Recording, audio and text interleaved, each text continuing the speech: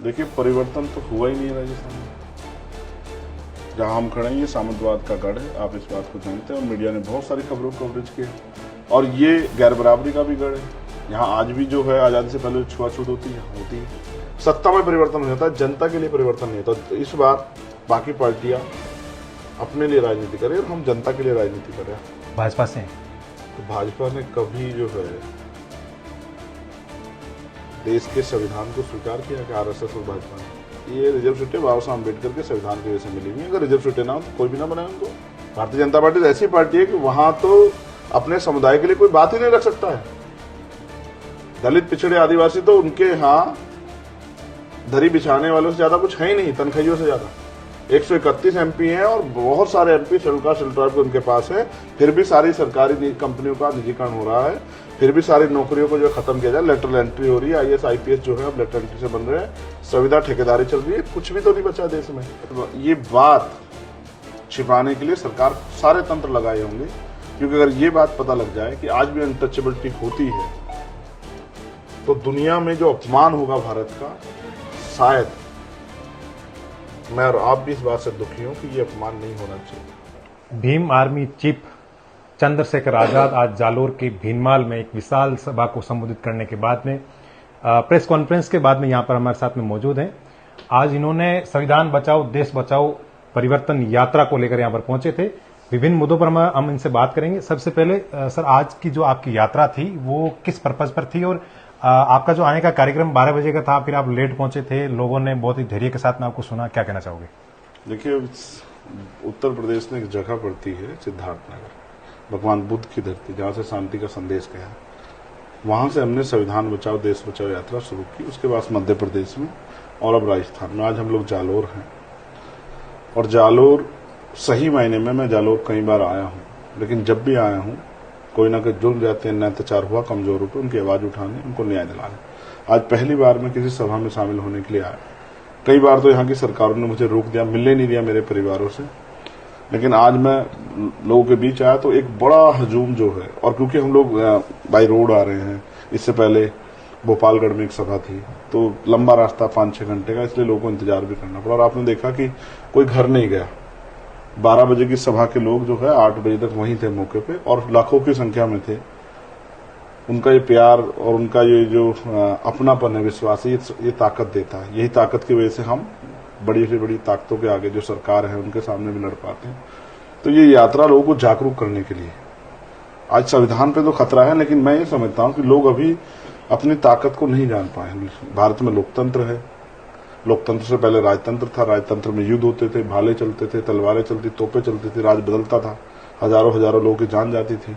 फिर वोट का अधिकार आया और वोट, लोकतंत्र यानी कि बहुमत का शासन, जिसका वोट होगा उसका राज होगा। बिहार में जातिगत आंकड़े जारी हुए और ये आंकड़े ने ये बताया कि 90% करीब आबादी SC ST OBC और माइनॉरिटी के लोगों की है। अब हम अगर ये चेक करें, अभी कुछ आंकड़े और जो जारी होने बाकी है, जिसमें पता लगे कि उनके पास साधन कितने हैं। क्योंकि जिस दिन देश आजाद हुआ 15 अगस्त को, उससे पहले 14 अगस्त को जो आर्थिक स्थिति थी लोगों की, उसमें कोई बहुत बड़ा बदलाव नहीं हुआ। थोड़े बहुत अवसर मिले तो वो 26 जनवरी 1950 को, जिस दिन संविधान लागू हुआ, तब मिले। तो उस संविधान की वैल्यू, संविधान का उद्देश्य लोगों तक पहुंचे और लोग अपनी वोट की शक्ति का सही प्रयोग करें। और मैं तो ये चाहूंगा कि राजस्थान में भी जाति का जनगणना हो। यहां भी मेरा मानना है कि 90 के करीबी आबादी इन वर्गों की मिलेगी। फिर उसमें ये निष्कर्ष भी होना चाहिए, क्योंकि जनगणना ये भी बताती किस आदमी के पास, किस समाज के पास कितने साधन हैं, और जो साधनों से वंचित है उनको उनकी हिस्सेदारी दी जाए। तो संविधान के जरिए जागरूक करना और संविधान सलामत रहे, संविधान के उद्देश्य पूरे हों, समता, समानता, बंधुत्व, भाईचारे का राज आए और रोटी, कपड़ा, मकान की या कोई भी बुनियादी सुविधा की कमी किसी को ना हो। सब लोग स्वाभिमान सम्मान का जीवन जिए और देश तरक्की करे, देश का हर तबका तरक्की करे। इसके लिए जो है ये यात्रा जारी है और ये यात्रा एक बड़ा परिवर्तन जो है राजस्थान में आजाद समाज पार्टी के लिए करेगी। आगामी विधानसभा चुनाव को लेकर कई पार्टियां आ रही है, परिवर्तन यात्राएं कर रही है, सभाएं कर रही है। क्या उसी क्रम में आपकी मध्य प्रदेश के बाद में राजस्थान में ये सभाएं हो रही, परिवर्तन यात्राएं निकाली जा रही है? देखिए, परिवर्तन तो हुआ ही नहीं है राजस्थान में। जहां हम खड़े हैं ये सामंतवाद का गढ़ है, आप इस बात को जानते हैं और मीडिया ने बहुत सारी खबरों को कवरेज किया और ये गैर बराबरी का भी गढ़ है। यहाँ आज भी जो है आजादी से पहले छुआछूत होती है, होती है।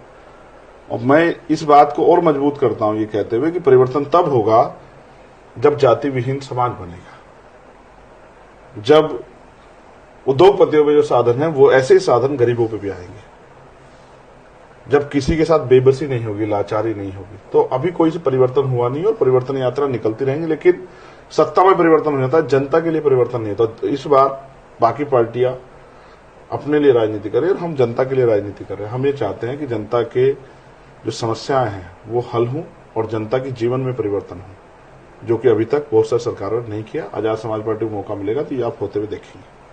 आपने कहा कि ये वो गढ़ है जहां पर भेदभाव किया जाता है, जबकि यहाँ के जालोर के विधायक हैं वो जोगेश्वर गर्ग SC/ST से आते हैं, और जो सुराना का मटकी प्रकरण हुआ था उसको भी उन्होंने कहा था कि इसमें राजनीति हुई है, ऐसी कोई घटना नहीं हुई थी। जोगेश्वर गर्ग को लेकर क्या कहेंगे आप? ये कौन सी पार्टी से? भाजपा से हैं। तो भाजपा ने कभी जो है देश के संविधान को स्वीकार किया कि RSS और भाजपा ने? और वो ठीक है, उनका रोजगार चलने दो। हटा दिया भाजपा ने तो फिर कहीं से विधायक उद्योग में नहीं बनेगा, रिजर्व सीट होगा। जनरल पे बना रखेंगे विधायक या रिजर्व पे? रिजर्व में। तो रिजर्व तो ये जो है ना, ये रिजर्व सीटें बाबा साहब अम्बेडकर के संविधान की वजह से मिली हुई। अगर रिजर्व सीटें ना हो तो कोई भी ना बनाए उनको। और अगर वो सामंतवादियों का साथ ना दें तो कैसे आगे बढ़ जाएंगे? भारतीय जनता पार्टी तो ऐसी पार्टी है कि वहां तो अपने समुदाय के लिए कोई बात ही नहीं रख सकता है। दलित, पिछड़े, आदिवासी तो उनके यहां धरी बिछाने वालों से ज्यादा कुछ है ही नहीं, तनख्वाहियों से ज्यादा। 131 MP हैं और बहुत सारे MP शेड्यूल ट्राइब उनके पास है। फिर भी सारी सरकारी कंपनियों का निजीकरण हो रहा है, फिर भी सारी नौकरियों को जो खत्म किया जाए, लेटरल एंट्री हो रही है। IAS IPS जो है अब लेटरल एंट्री से बन रहे हैं, संविदा ठेकेदारी चल रही है। कुछ भी तो नहीं बचा देश में।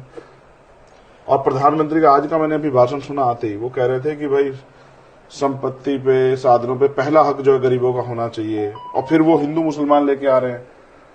अब इस हिंदू की चादर में दलित, पिछड़े नहीं, आदिवासी नहीं ढकेंगे। बहुत दिन इस चादर में ढक के और हमारे अधिकार छीन के जिन पे अधिकारों कमी थी उनको देती रही सरकार। अब ये चलेगा ही नहीं। कितनी ही बात करो, लोगों को पता लग रहा है। इस जनगणना लोगों के दिमाग खोल दिए, उनको समझ आया इनकी इतनी आबादी है और उनके हिस्से में क्या है। वो हर चीज के लिए सरकार के लिए आगे हाथ फैला रहे और फिर भी नहीं मिल रहा। नौजवान अधिकार मांगते और लाठियां मिलती है। आशा आंगनबाड़ी कार्यकर्ता अधिकार मांगते हैं, लाठियां मिलती है। 3rd ग्रेड टीचर जो ट्रांसफर मांगते हैं, लाठियां मिलती है। शिक्षक के भर्ती बच्चे अपनी नौकरी मांगते तो लाठियां मिलती है। मिल क्या रहा है? लोगों के पास जमीन नहीं है, लोगों के पास रोजगार नहीं है, उद्योग धंधे नहीं है, नौकरी नहीं है। कुछ तो है तो नहीं देश में। अगर इतना अच्छा होता तो यहाँ के लोग गुजरात क्यों जाते रोजगार करने के लिए? और फिर आप मेरी बात को मानो या ना मानो, आप यही क्षेत्र का सर्वे करा तो आपको पता लग जाएगा कि आज भी यहाँ छुआछूत है। देश आजाद हो गया लेकिन ऐसा लगता है कि ये हिस्सा आजाद नहीं हुआ है। ऐसे लोगों को अपनी सोच में सुधार करना चाहिए। जो सुराना की घटना थी उसमें SIT की रिपोर्ट आई है कि मटकी का जो पानी को सूने का जो मामला था वो नहीं था। जो सैल सिंह है, आरोपी है, उसके ऊपर 302 की धारा तो लगी है, लेकिन उसमें SIT ने वो धारा हटा दी थी जिसमें पानी का मामला था, मटकी का मामला था। अब मेरी बात को गौर से सुनो। मैं पढ़ा लिखा वकील हूं और मैं जानता हूं SIT हो, पुलिस हो या स्टेट कोई एजेंसी हो, सरकार के अधीन होती है। और अगर सरकार ये बात छिपाने के लिए सरकार सारे तंत्र लगाए होंगे, क्योंकि अगर ये बात पता लग जाए कि आज भी अनटचेबिलिटी होती है तो दुनिया में जो अपमान होगा भारत का, शायद मैं और आप भी इस बात से दुखी हूं कि ये अपमान नहीं होना चाहिए था। लेकिन 302 का वो, और मुझे ये भी शायद जानकारी है कि वो अभी उनको बेल भी मिल गई। तो आप ये समझिए कि अगर इतने घिनौने प्रकरण हो रहे हैं और उनको छिपाने के लिए सरकार अपनी ऊर्जा लगा रही है, उनको छिपाने की बजाय इस पर चर्चा करा के और उनको जातिहीन समाज बनाने के लिए सरकारों को सोचना चाहिए।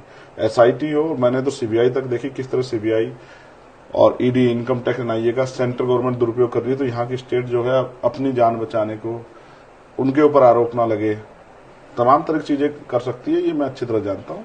यूपी में अखिलेश यादव और जयंत चौधरी के साथ में आप मिलकर काम कर रहे हैं, वो इंडिया गठबंधन का हिस्सा है, तो क्या राजस्थान में भी आप कांग्रेस का साथ लेंगे या उनके विरुद्ध आप खड़े होंगे? मैं तो जनता के लिए खड़ा हो रहा हूँ।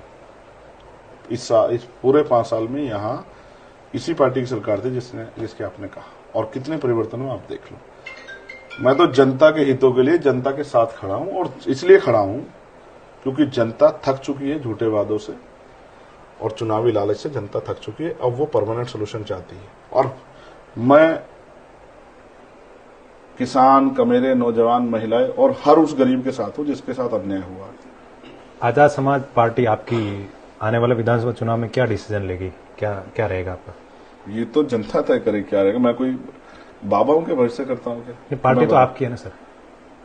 तो रिजल्ट मेरे हाथ में क्या मैं ईवीएम हैक करके आप बैठा हूं? चुनाव लड़ेंगे क्या, मैं वो पूछा। हाँ, ये पूछो आपकी आजाद समाज कितनी भी सीटों चुनाव, ये पार्टी की स्टेट की जो टीम है उनका फैसला। 6 तारीख को हम लोग इसको, जिस दिन हमारी यात्रा का समापन होगा उस दिन हम लोग इसको डिसाइड करेंगे कि हम कितनी सीटों पे लड़ेंगे। जहां सीटों पे लड़ेंगे मजबूती से लड़ेंगे और जीतने के लिए लड़ेंगे, ना किसी के खिलाफ लड़ेंगे, ना किसी पक्ष में। अपनी पार्टी को मजबूत करने के लिए लड़ेंगे और जनता की आवाज उठाएंगे। क्या आप राजस्थान के प्रत्येक 50 जिलों में जाएंगे या फिर चुनिंदा जिलों में जाएंगे? अभी तो 50 कर दिए यार, कितने दिन हुए 50 किए, और क्यों किए आपको नहीं पता? 50 के भी 100 कर दो, लेकिन जनता का भला तो करो। 4 साल 9 महीने बाद याद आ रही है जनता। जनता सब देख रही है। कांग्रेस की नेता प्रियंका गांधी से भी आप मिले हैं, तो क्या राजस्थान में उसका असर मिलेगा आपकी मुलाकात का कुछ? अच्छा तो है, मैं ये किसी से विपक्ष के लोगों से मिलना अपराध थोड़ा ही है। तो मिलना, बात करना, जानकारी हासिल करना, जवाब सवाल करना, ये लोकतंत्र की सुंदरता है।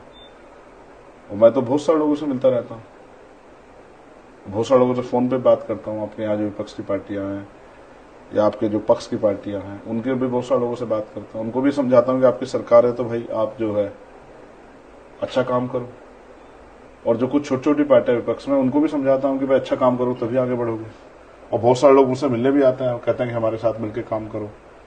तो मैंने ये डिसीजन भी पार्टी के लोगों को छोड़ा कि भाई आप तय करोगे आपको क्या करना है। लेकिन मेरा प्रयास है कि जितना भी आजाद समाज पार्टी के पक्ष में समर्थन हम लोगों का तैयार कर सके, उसको हम लोग करेंगे। तो ये है भीम आर्मी चीफ चंद्रशेखर आजाद, जिन्होंने कहा है कि इनकी पार्टी दलितों और जो पिछड़ेपन के जो लोग हैं उनको आगे लाने का काम करिए। नरेश बिश्नोई, राजस्थान तक।